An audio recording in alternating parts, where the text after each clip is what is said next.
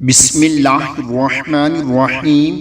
حضرت عبداللہ بن عباس رضی اللہ تعالی عنہ فرماتے ہیں کہ نبی اکرم صلی اللہ علیہ وآلہ وسلم نے ارشاد فرمایا، جب تو فجر کی نماز پڑھا کرے تو اپنی دنیا کے لیے 3 مرتبہ یہ پڑھ لیا کر، سبحان اللہ العظیم وبحمدہ ولا حول ولا قوة الا باللہ، سبحان اللہ العظیم وبحمدہ ولا حول ولا قوة الا باللہ۔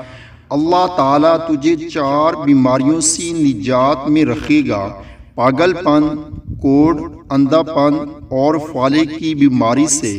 پھر اپنی آخرت کے لیے یہ دعا پڑھ لیا کر۔ اللہ تعالیٰ ہم سب کو اس پر عمل کرنے کی